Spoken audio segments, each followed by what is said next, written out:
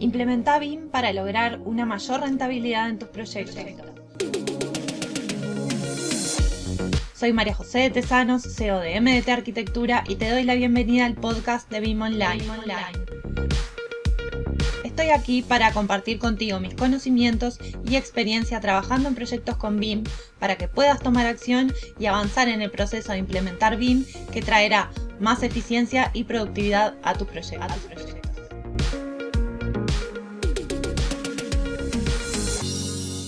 Hola a todos, hoy quiero hablarles de un caso práctico en el que estamos trabajando en el estudio, donde estamos ayudando a un estudio de arquitectura a implementar BIM, y sobre todo quiero hablarles de mi rol como consultora BIM, pero además como BIM Manager. En una primera instancia estoy actuando como BIM Manager para después poder transferirle al estudio todos los conocimientos y tecnología para que ellos tengan designado un BIM Manager que pueda liderar y trabajar de forma autónoma con BIM en el estudio.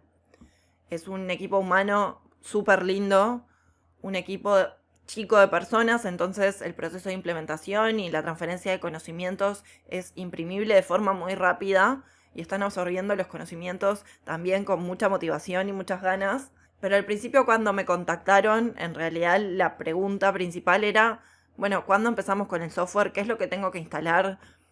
Preocupados mucho por la tecnología, y en realidad con mucha calma me tocaba, como, porque ya me ha pasado en otras instancias y con otros equipos de trabajo y con otros estudios en los que he ayudado a implementar BIM, que surge esta mentalidad de decir, empezamos y es tecnología pura, vamos a aprender un software determinado, eso es implementar BIM. La realidad es que el equipo, cuando comienza el proceso de implementación con esa necesidad y con esas ganas, no sabe exactamente el alcance de lo que implica implementar BIM. Hay equipos que sí están un poco más empapados, otros que menos, pero en general no hay un conocimiento nivelado y homogéneo de qué implica implementar BIM y cuál es el alcance de eso. Entonces, se les plantea de forma inicial un protocolo de temas a hablar. Siempre nosotros iniciamos con un taller de implementación, nivelando el conocimiento sobre el alcance y lo que implica implementar BIM, y el punto de partida necesariamente tiene que ser qué es BIM, para que todos estén al tanto. Entonces, ese taller inicial de nivelación de conocimiento es fundamental para después empezar con el diagnóstico. Y este taller trae mucha paz también cuando el equipo sabe hacia dónde se direcciona y cuál es el alcance. Entonces, después empezamos con el diagnóstico de necesidades también, para saber y poder planificar las tareas de implementación en el tiempo y que sean realizables y realistas para ellos con los recursos con los que cuentan. Y este diagnóstico trae mucha incertidumbre, mucha incomodidad. Incluso en las primeras instancias es como, ¿es necesario pasar por esto? Sí, es necesario pasar por esto. Al principio empieza siendo algo de confiar en el profesional que te está guiando, y después ellos mismos entienden que ese diagnóstico era absolutamente necesario. Y particularmente con este equipo de trabajo pasó que este diagnóstico generaba muchísima incomodidad.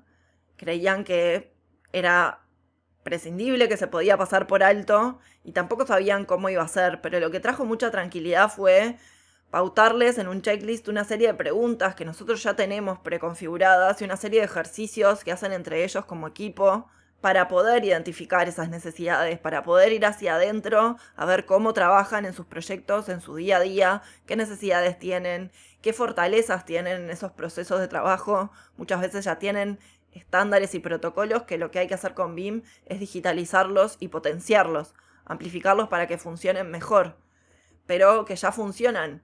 Entonces es meterse mucho en las necesidades de esa empresa, en cómo trabajan y en esa dinámica. Y lo que nos planteaban es, en definitiva, que terminamos siendo como una especie de coacheo, ¿no? En realidad yo terminé siendo, me decían, un poco coach, y en instancias el debate entre ellos se hacía tal de sacar las incomodidades para afuera a partir de estas preguntas, que terminó siendo como una especie de terapia grupal. Y a veces pasa, pero no pasa en todos los equipos. Pasa cuando hay un buen ambiente de trabajo, cuando hay confianza, cuando hay apertura y cuando hay motivación para que en realidad este proceso sea transformador. Por eso ellos entendieron, y en realidad después hablábamos de cuáles habían sido sus expectativas al inicio y durante el proceso de implementación, y lo que cambió 100% fue la forma de pensar de lo que implicaba implementar BIM, un cambio de mentalidad. Y ahí está el objetivo cumplido. Más allá de la herramienta que después puedan aprender, o la digitalización, o los procesos que puedan mejorar, el objetivo está cumplido cuando hay un cambio de mentalidad.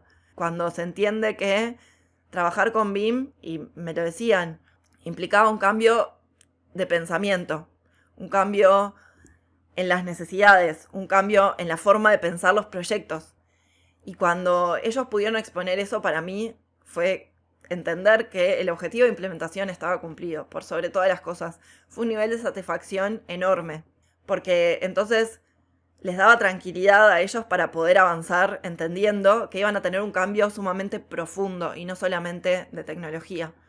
Y una de las arquitectas me preguntaba por qué cuando pasamos de mano alzada a trabajar con CAD, esto no nos pasó. Este cambio tan profundo no nos tocó, porque en realidad ahí estábamos cambiando de una herramienta a otra herramienta, donde el proceso era el mismo y donde seguíamos trabajando con piezas inconexas en 2D y con información sesgada. Ahora es un cambio mucho más profundo, en donde tenemos que entender que trabajamos con un proyecto integral, colaborando con otras disciplinas desde el inicio, y estamos intercambiando información, no elementos geométricos, no una representación geométrica de un proyecto, sino información. Entendiendo este cambio de forma profunda, entonces es que este equipo pudo salir adelante en este proceso de implementación y lo están logrando de una manera bestial. Ese es realmente el objetivo, ¿no? Pero para eso es necesario entonces crear estas preguntas, que nosotros ya las tenemos precreadas para todos los equipos y las vamos adecuando de acuerdo a las necesidades del equipo, que ellos tuvieran entonces apertura para generar esta incomodidad con estas preguntas y que no fuera un checklist que pasara por alto, sino que en realidad estuvieran dispuestos a exponer y a evidenciar entre ellos cuáles eran realmente las necesidades o las posibles faltas para mejorar esos procesos. Porque acá nadie está juzgando. En realidad yo formo parte de su equipo y en realidad lo que hago es sacar para afuera para que justamente puedan mejorar desde esos puntos de incomodidad. Pero muchas veces se siente que ese exponer termina siendo como una especie de ataque, o de juzgar, o de decir qué podría haber sido mejor o peor, y simplemente es exponer para que ellos se vean a ellos mismos, se vean entre ellos y puedan ver entonces cómo pueden mejorar. Y sin empezar todavía con el proceso de herramientas o de digitalización de los proyectos, ya ellos decidieron que necesitaban tener más instancias de coordinación entre ellos, de planificación, y ya las van a empezar a implementar. Entonces, el cambio es inmediato. El cambio en el proceso de implementación, cuando realmente se toca en profundidad los temas sobre ese cambio, son inmediatos. Esa apertura, esa predisposición de este equipo a realmente cambiar en profundidad es lo que les va a traer los resultados excelentes que estamos esperando. La realidad es que este diagnóstico es necesario previo a comenzar, y eso hay que instalarlo en el equipo de trabajo. Ellos desde el inicio estaban preguntándose cuándo empezábamos a ver el software, y estaban preocupados por si tenían todas las máquinas que necesitaban, si tenían las licencias, preocupados por eso. Y notaban como cierta incomodidad en que yo al inicio no les respondía tanto esas preguntas en profundidad. ¿Por qué? Porque se necesitaba el diagnóstico primero. Entonces ellos no lo entendieron hasta que no hicimos el taller de iniciación y pasaron por ese diagnóstico y por todas esas preguntas incómodas para después entender por qué yo no les estaba respondiendo esas preguntas en ese momento. Porque en realidad eran preguntas que ellos mismos se iban a responder una vez que pasáramos por ese diagnóstico. En realidad el rol del consultor BIM no es imponer procesos de trabajo, sino lograr que ellos se miren entre ellos y determinen cuáles son sus prioridades, cuáles son sus objetivos, porque nadie más que ellos mismos se conocen cómo trabajan. Y otra cosa que me comentaban es que no sabían en todas las distintas áreas de los proyectos que desarrollan, y no solamente de proyectos ejecutivos o de arquitectura, de diseño, sino en cuanto a normativa, a procesos constructivos, en los que BIM también los puede ayudar, digitalizando algunos procesos en los cuales ellos mismos, después de finalizar este proceso de implementación, van a empezar a aplicarlo en las distintas áreas de los proyectos del estudio.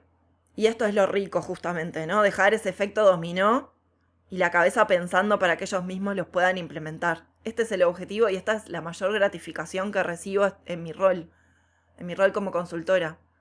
Pero además, particularmente me toca el rol también de BIM Manager en este proceso de implementación, en este estudio, en donde yo voy a liderar el primer proyecto piloto con ellos y voy a desarrollar con quien va a ser el BIM Manager todas las habilidades necesarias para que ellos después puedan seguir trabajando de forma autónoma, con su BIM Manager ya trabajando en su equipo.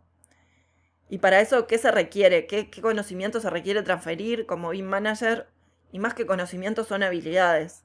Habilidades de comunicación, habilidades de enfoque en la metodología y en los procedimientos, en los cuales hay que poner foco como la gestión de la información, el almacenamiento de datos, las herramientas de análisis de modelos, y no solamente de modelado. El BIM Manager no tiene por qué conocer o manejar herramientas de modelado.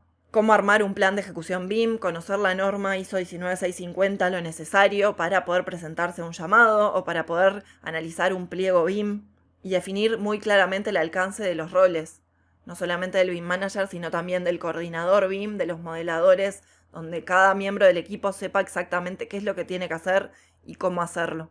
De todo esto también voy a estar hablando y desarrollando toda esta temática en el nuevo curso de BIM Online, especialización en BIM Manager según la norma ISO 19650, donde vamos a tener módulos de experiencias en casos prácticos sobre el alcance del rol del BIM Manager, conocimiento en profundidad sobre la norma ISO 19650 y sobre gestión de la información, plan de ejecución BIM y herramientas de análisis, de visualización de un modelo BIM y de coordinación según el rol de un BIM Manager.